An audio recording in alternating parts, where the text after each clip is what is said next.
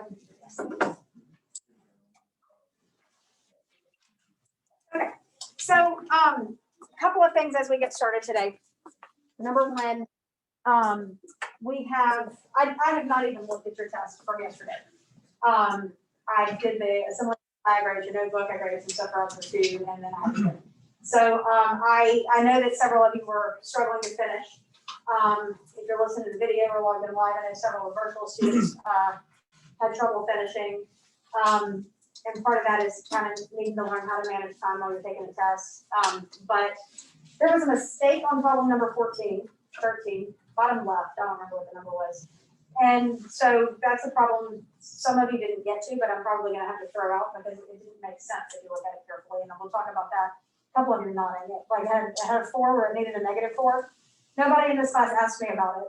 Y'all just struggled through it and tried to think that there had to be something wrong or some way to fix it, but it was a misprint. It should have had a negative there. So for some of you who didn't finish, that was probably one of the problems you didn't get to, which means if I throw it out, then that's, that helps you out. So at any rate, I have not looked at them and can't really make a whole lot of comments on them because of that. I likely won't have them done by tomorrow, but we'll be working on that on Friday. So we'll have the grades posted by the end of the week and we can talk about it some more on Monday. But on the test, what we did in that unit is the foundation for everything else we're going to do in trim. And so those ideas, we need to not just know them, but like know them intimately so that we think in terms of this language of trim. We understand radians when we see them. We don't have to convert back and forth from degrees to radians. We're going to be doing a lot of stuff with radians. We need to know the quadrants and what, sine and cosine mean in each quadrant, and that type of thing. There were a few people, I just want to clarify one thing because it's a question that I've seen in several places. I'm going to throw an extra page in here real quick so you can see what I'm talking about. I had some people trying to do something like sine of 120 degrees. And in order to do that, you were like, okay, if you want to do that exactly, first of all, I had quite a few people on the assimilate and apply that just put the decimal answer for that. But if the problem says exact value, it means I'm not looking for a decimal. It means I want fractions and radicals. So your calculator is not the place to go.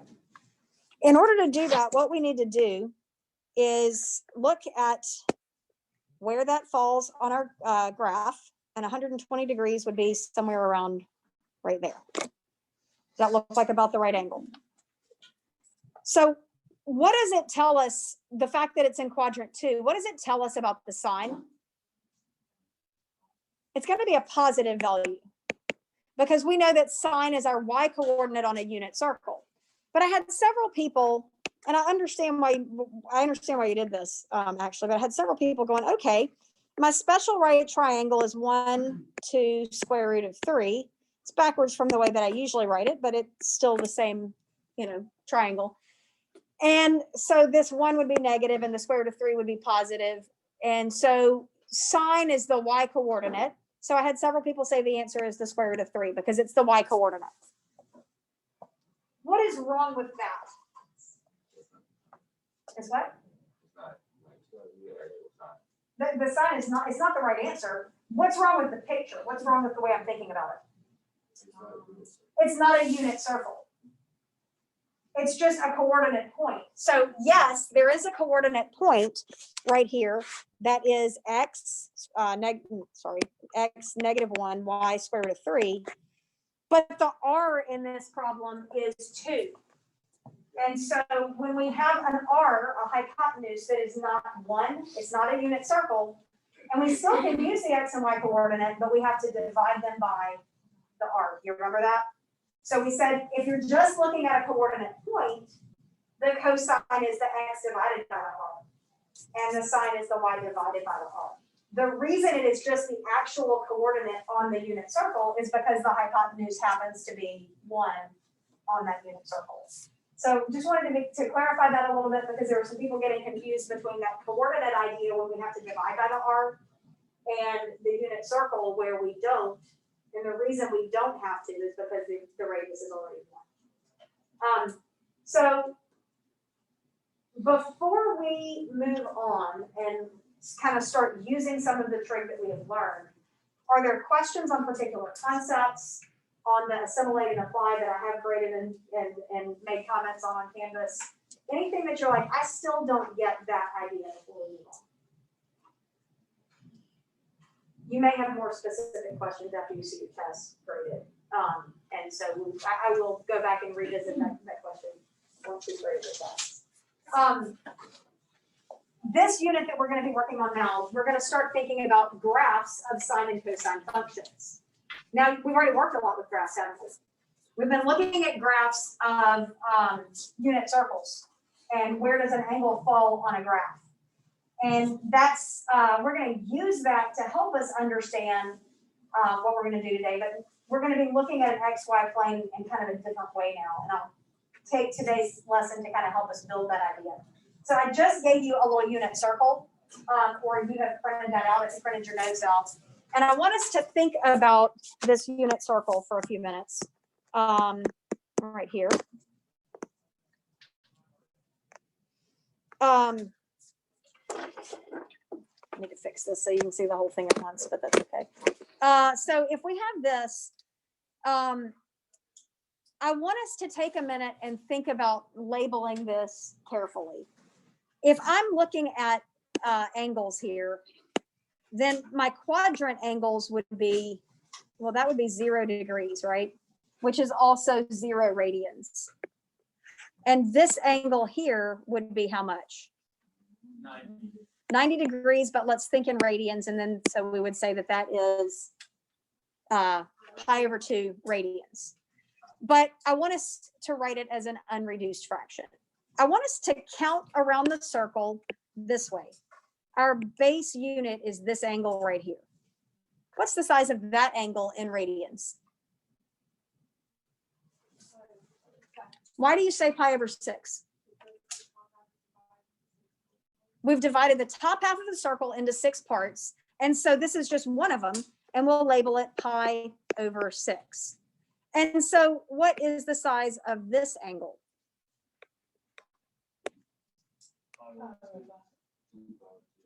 It's pi over 3, but it's also 2 pi over 6. And even though we like to see pi over 3 better, I actually would like for us to write it as 2 pi over 6. You've probably had every math teacher in your life say, let's not use unreduced fractions, right?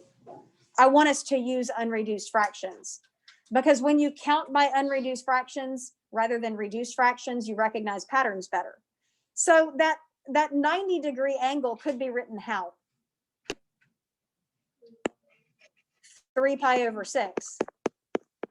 That's the same thing as pi over 2, but it's written in terms of being able to just count around the circle. So you see we have 0, 1 pi over 6, 2 pi over 6, 3 pi over 6. And what is that next angle going to be? 4 pi over 6. What I want you to do, and I'm using a little bit of color coding here. If you have colored pens or colored pencils, it's helpful. It's not necessary, but it's going to connect with something that we do in just a little bit. I want you to go around the circle and write 4 pi over 6. And then in each quadrant, I'm going to label the angles a different color. And so that one's going to be 5 pi over 6. But the ones that land on the axes, I'm going to put all of those in black. And there's a reason for that we'll talk about a little bit later as we move forward. So what would I call that one that I just drew? It's pi, but if I'm counting by pi over 6, then I would call it 6 pi over 6. So I want you to go all the way around and label the rest of those as well.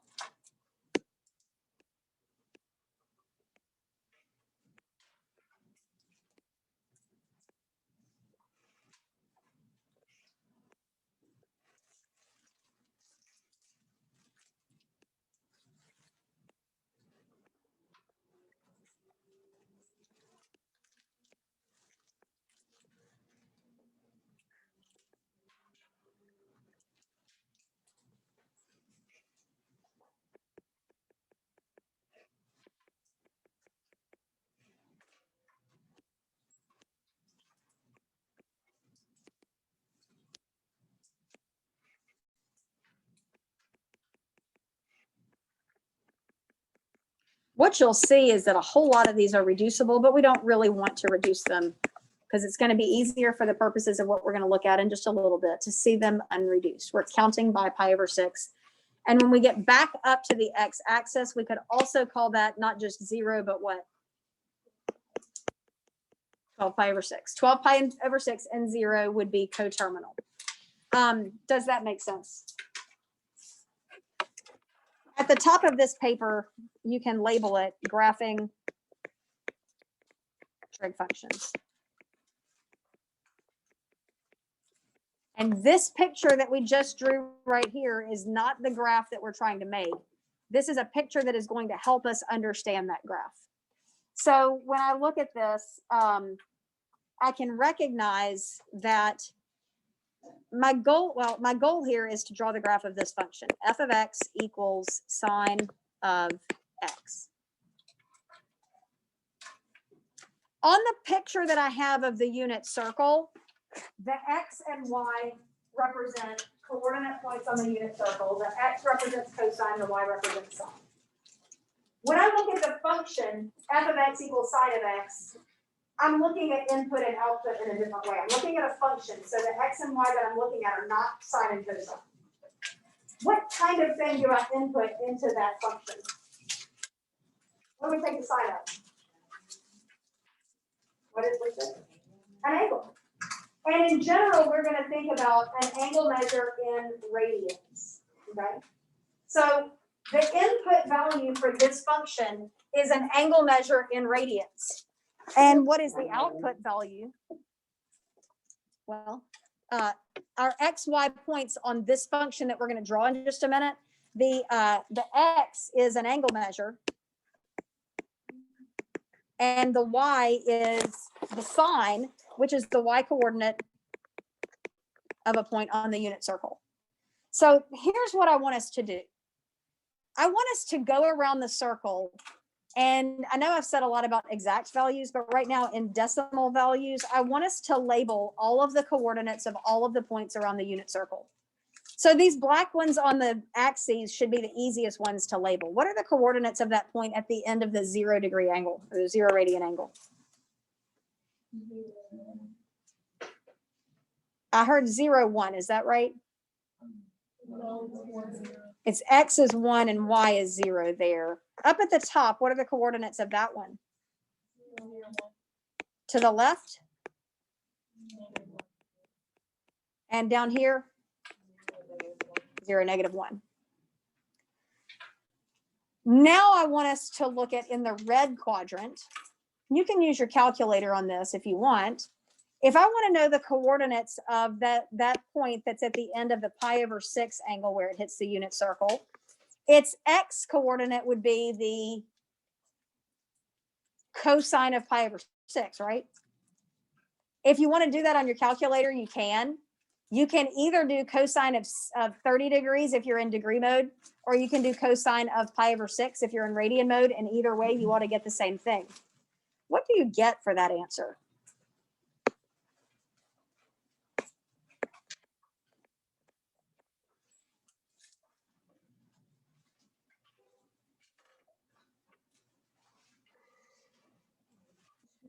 Did you get 0.866? You should. Okay. So what you're going to type into your calculator is check which mode you're in. Are you in degree mode or radian mode? Okay, so if you're not sure on that calculator, then I want you to use one of mine because I've worked with another student on that calculator and I don't know exactly where to change it. I know it's set up. Okay, so you want to be in, you need to know which mode you're in. So either degree or radian. Hit. I pushed 3 for degree. Okay. One of those things should say a little g. I can't read it. It's not nice at work. Oh, yes. So type in cosine of, you're in degrees, so 30 degrees. Did you get 0.866? What is the y coordinate of that point?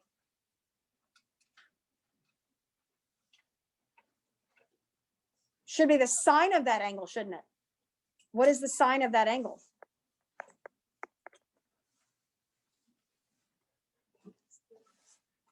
You see it? 0.5? Are you getting it on your calculator? I'm typing in sine of 30 degrees. Or if I'm in radian mode, I'm typing in sine of what? Pi over 6. And you should come out with 0.5. Does that make sense? Look at the coordinates of that point and look at my grid. This point over to the right is 1, 0. Does it make sense that the x coordinate of this point is just a little bit less than 1? Does it make sense that the y coordinate is 0.5? Look at the lines on the graph, the horizontal lines right here. It divides that into 4 spaces, right? So this line right here is 0.5, and that's where that point hits the grid.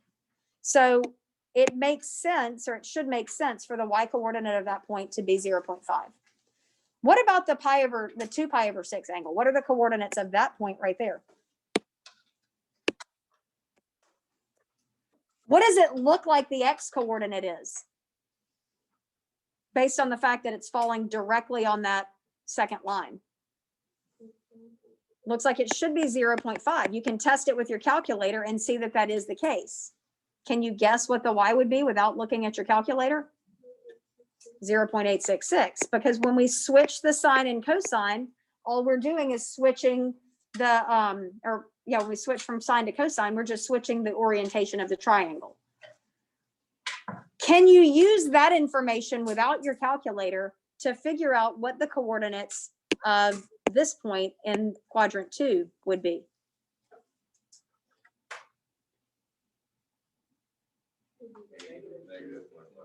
Negative on the 0.5, but positive on the 0.6. Does that make sense? All of those points around the unit circle are going to have those same numbers, but you're just going to have to change whether they're positive or negative. Can you go around the circle and write the coordinates of each of those points?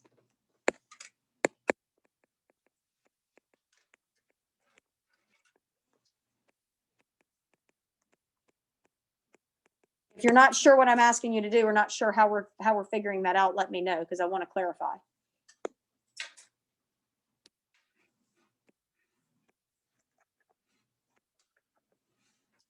You're basically using the idea of reflections.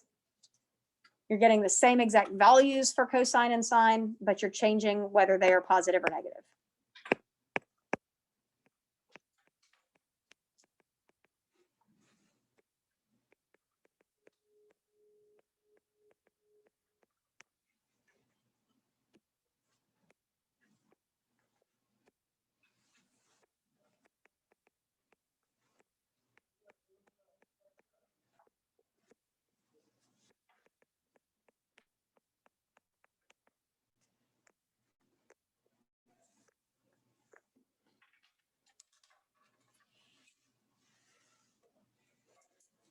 With all of that in mind, I want us to now, when you finish with that, go up to the top and look at this idea of the function f of x equals sine of x, thinking about the fact that our input value is an angle and our output value is the y coordinate of one of the points that's on that, or of the points that are on that unit circle.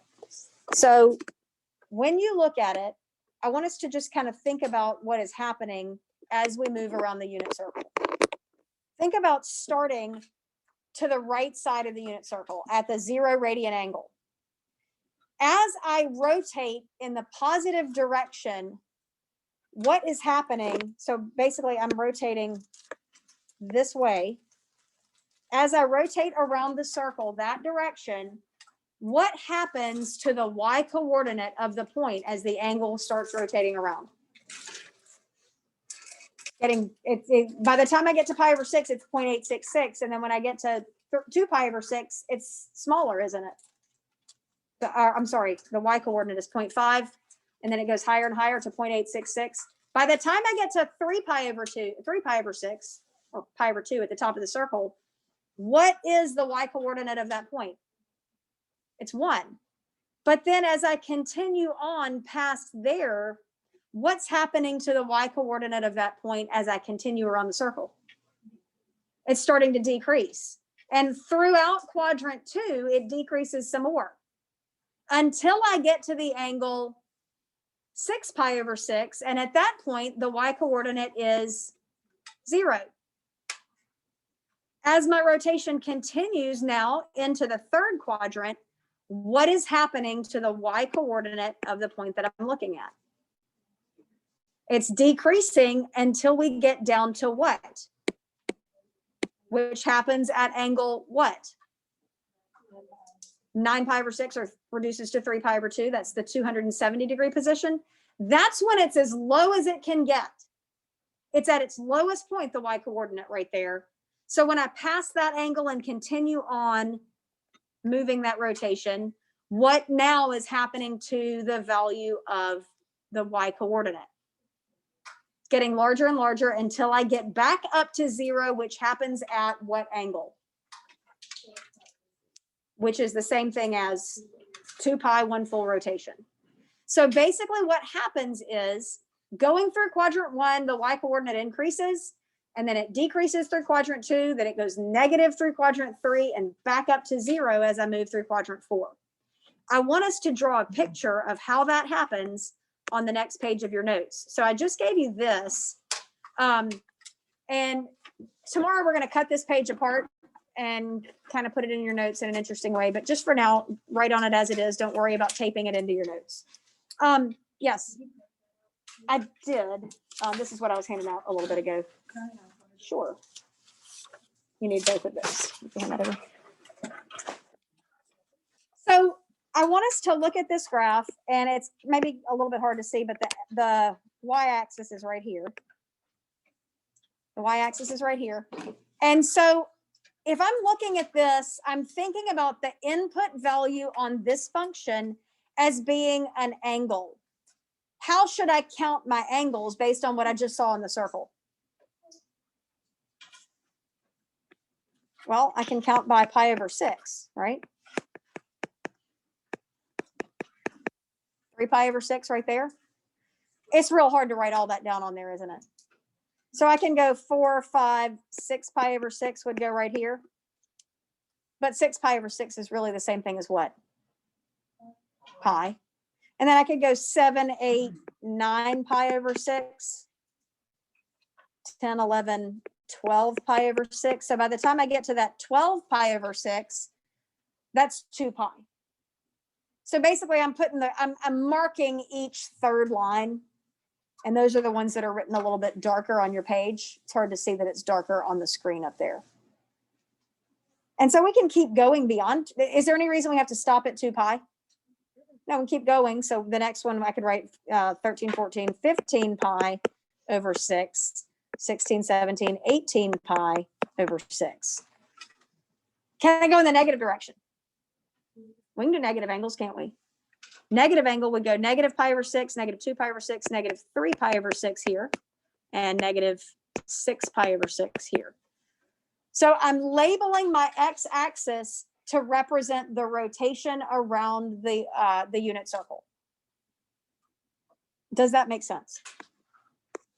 Looking back up at the unit circle we just drew, when I'm thinking about the function f of x equals sine of x, by the way, I gave you 2 sheets. Make sure you're looking at the one that says sine at the top. If you're looking at the one that says cosine, you don't have to erase anything because we're going to label it the same way. But make sure you're looking at the one that says sine as we draw the sine graph. We'll do this cosine graph in a similar way in a little bit. So what we're going to do here is look at an angle as my input, and its output is going to be the y coordinate at that angle. And I'm going to put some points on that graph. So when my input is pi over 6, what is my output? Well, the input is the angle, and the output is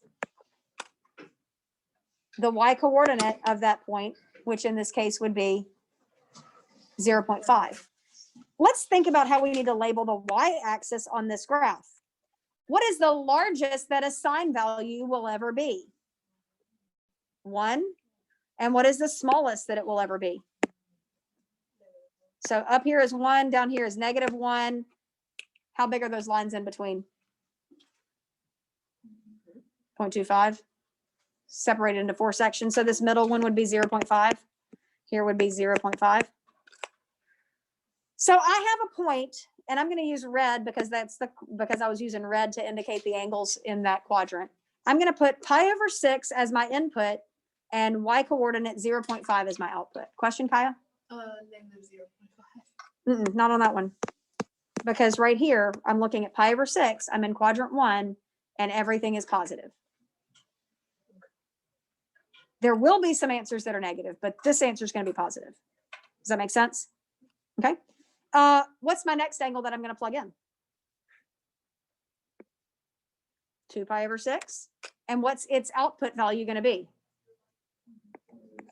So when we put that point on the graph, can you find where 0.866 would be? You know, this is 0.75, this is 1, so it's going to be maybe about right there.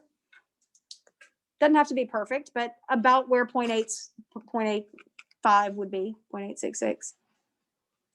And then what's the next angle I'm going to plug in? If you can try to look at those 2 pages at the same time, that's helpful. I can't show them both on the screen at the same time, but you have your unit circle that you just drew.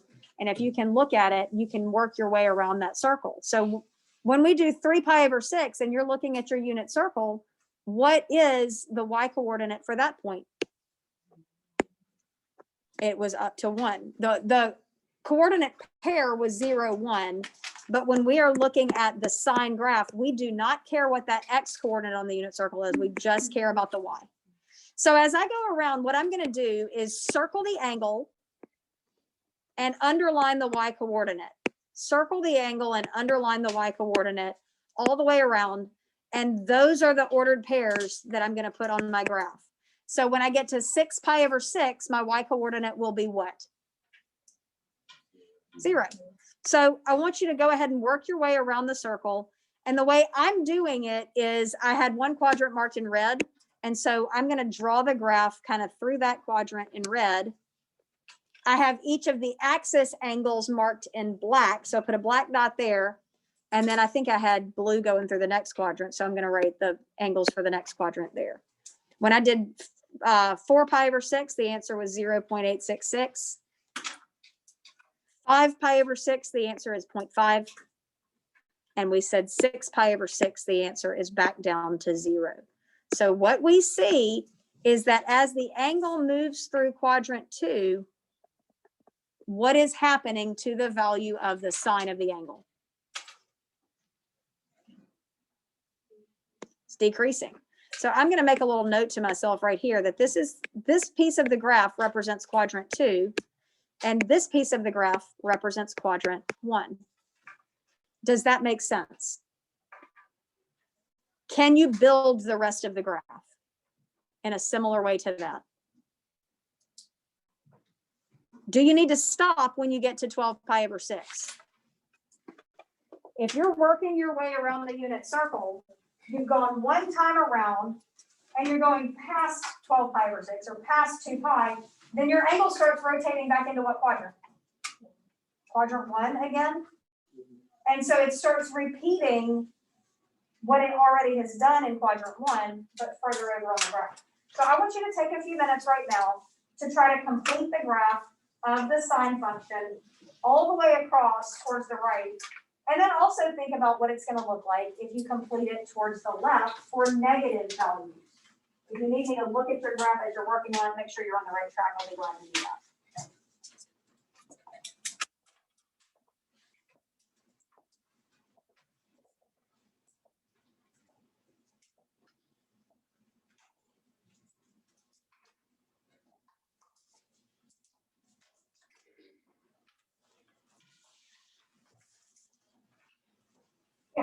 Wait, so you said that this value was -0.5? I now see what Kyle was asking. I thought she was saying that my value that I plotted here should have been negative 0.5. Yes, that should be negative. I misunderstood your question. Sorry about that. So yes, this should be a negative right there. Thank you for here. When you do this, that's your 7 pi over 6 angle, and your y coordinate should be this should be x is 0.6866. This should be 0.5 negative, and that's this thing right here. And then this should be at 866, which is about down there. So that helps you see that smooth curve a little bit better. So this should be negative 0.866. This is negative 1. So 866 would be about 2. So you just had it going one way. And you can tell something was wrong because it's not the nice curve. If you finished with that one, what I want you to try to do is think about how we would construct the graph of the cosine function in a similar way. So instead of doing an angle with the y coordinate on the file, you'll be an angle with the x coordinate. So see what that looks like. That's good to know. If you want me to check what you've got so far, I'll be glad to do that. Work your way back towards the negative side after you've done the positive side. If you finish with what the sine graph looks like, see if you can use a similar process to construct the graph of like this cosine of x. Where now instead of looking at an angle on a y coordinate, I'm going to be looking at an angle on the x coordinate. Very similar, yeah. It's going to be slightly different, but a very similar idea.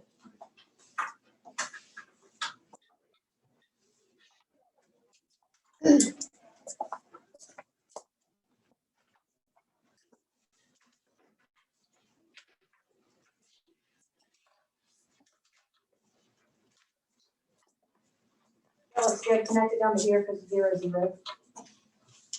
And then consider what happens if you make another rotation up.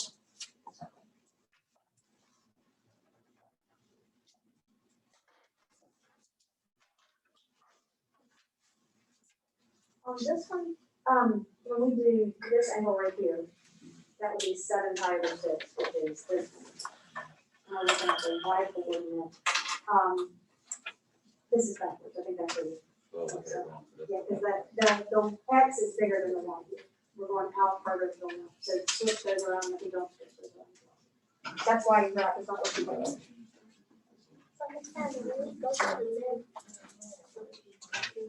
Yes, because that would mean we're going this way. And the y coordinate there would be negative. And then as we rotate further, it would be like negative 2 pi over 6 would be right there.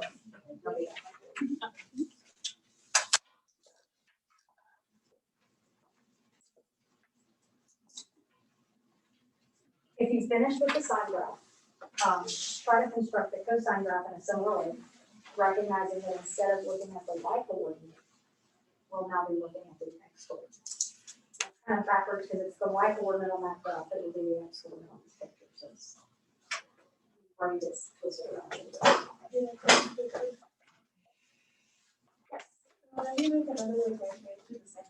Exactly, because when you start, you're gonna go through these red angles again, you're just gonna call them by a different name that's over here.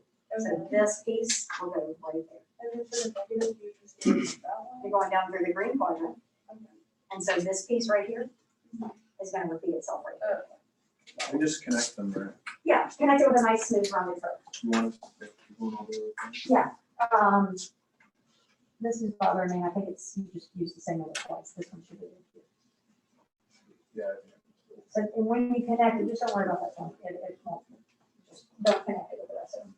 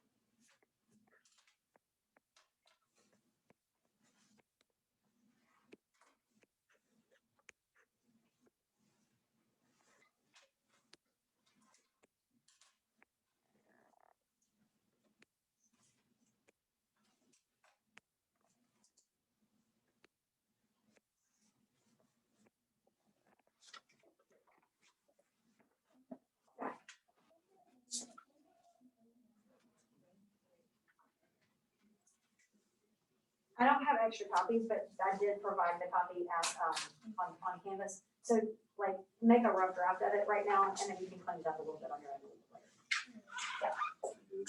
Yeah, that works good. And then you can keep going and it'll keep repeating myself. Yeah, I want you to go all the way towards the graph edge, and that, when it lands on that line right there, that's 18/6, which will be over here. And that's gonna have a 0. So it'll fit that pattern.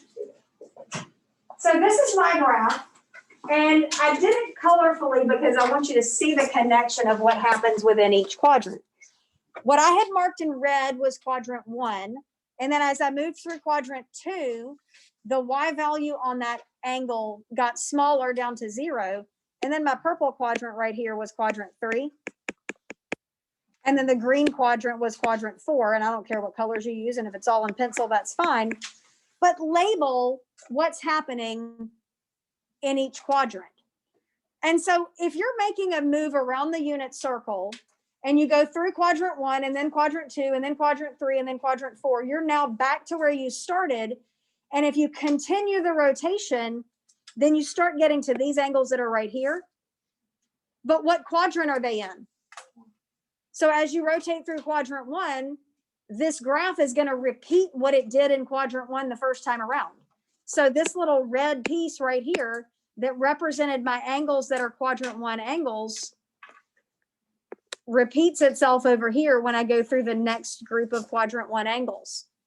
And then once I go through quadrant 1 the second time, I move on into quadrant 2, which is what I had marked with this blue group of angles right here. And so that little blue piece is going to repeat itself over here for the next group of angles that fall in quadrant 3. And what we see is a wave graph. This is called a sine wave. Does the graph make sense? Do you see why it does what it does as it goes towards the left? So if we're going towards the left on this graph, it means what kind of angles? Negative. And if I start at 0 and go negative, what quadrant am I rotating through? Quadrant 4. And on this graph, quadrant 4 was my quadrant that was marked in green. And so this piece right here that went from, 2 pi back to 3 pi over 2, that piece is going to look exactly the same as the results for the angles going from 0 back to negative pi over 2.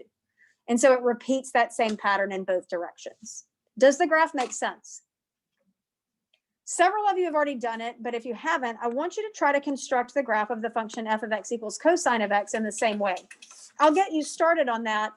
This makes your brain twist a little bit because now we're looking at the y coordinate on this graph is the value for cosine. But where's the value for cosine found on this graph? It's the x coordinate. So this is the way I like to do it. I'm going to write right here, f of x equals cosine of x. And now I know that my ordered pairs on this function are going to come from an angle and an x coordinate. And so I'm going to mark that with, the angle is still circled, but I'm going to put a little squiggly underline underneath the x coordinate. So when I look at 0, the angle that is 0, what is the x coordinate that goes with that angle? 1. So my ordered pair that goes on the cosine function is input 0, output 1. So this graph is going to look a little different from the last one. You can label it the same way as you did the other one. Counting by pi over 6. This is 0, 3 pi over 6, 6 pi over 6, and so on. Now, as I go through the first quadrant on this graph, I'm saying my next angle will be the pi over 6. And what is its y coordinate? I'm sorry, what is its x coordinate? 0.866. So on the cosine function, I'm going to put the ordered pair pi over 6, comma, 0.866. And that's going to look like this.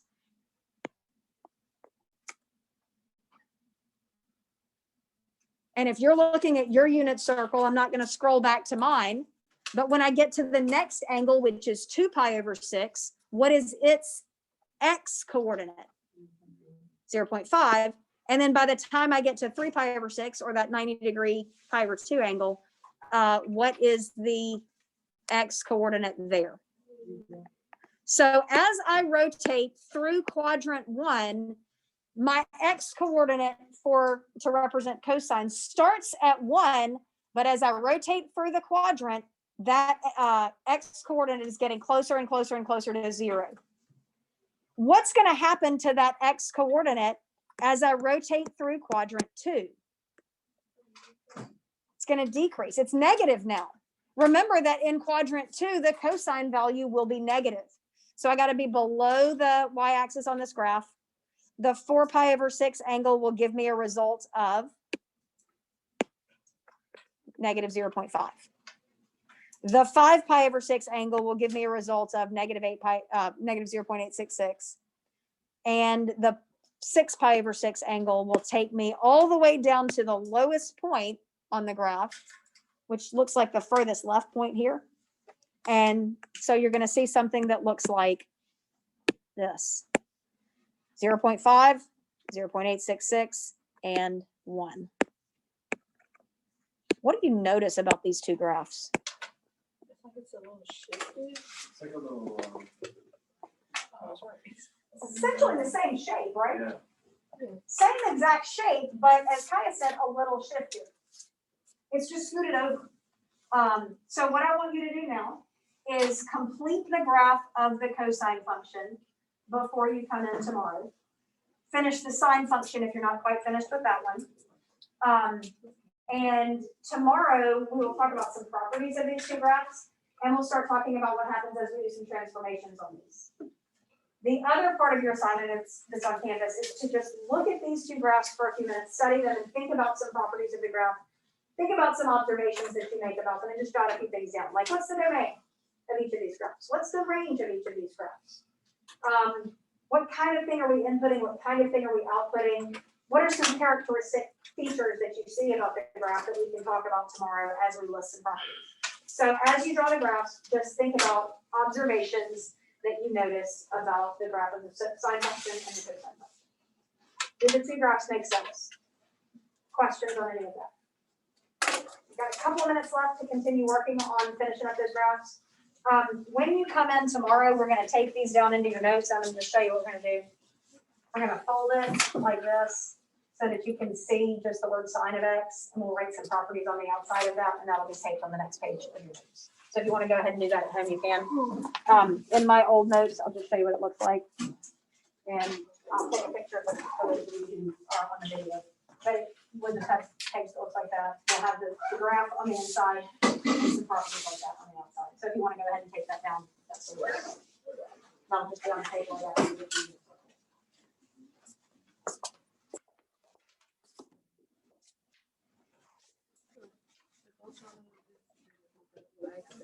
What'd you say? I said, what I expected the cosine was like Okay, inverse of it, like this. But not like that. It was like a Upside down, okay. That's why I thought the cosine would have been. Surprising, a little. Yes. I Question? I was supposed to put the graphs in our notebook. I'm gonna post a picture on Canvas a little bit later so that you can see. Actually, what I can do right now, this will work. I'll just go back to the Zoom and turn the camera on for a second. Just a second. No. So hold on a second. Stop the screen share. All right, so y'all can see my video now. Where did it go? So what it's going to look like in your notes is Hello, Captain Street right here. Gators. My name is Dr. Gordon. I'm serving superintendent of schools for Caddo Parish. In that So I need to capacity, switch it's cameras. my pleasure to come today to announce that the Like that. Caddo Parish Teacher of the Year is your favorite French teacher, Miss Laura. Oh, that's awesome. We're so excited. Yay, congratulations, that Ms. she will Lourdes. not only represent Captain Street as the Teacher of the Year, but will now go on to represent the entire parish in Caddo at the state level. We know she will compete well because she is the best. Congratulations, Ms. Lourdes. Looking forward to you bringing home the state title. Thank you. Yeah, I'm so used to. All right, so you saw there what the, what that's supposed to look like. And I'll post a picture of that on Canvas a little bit later. Did that answer your question? Yes, ma'am. Thank you. Okay, good.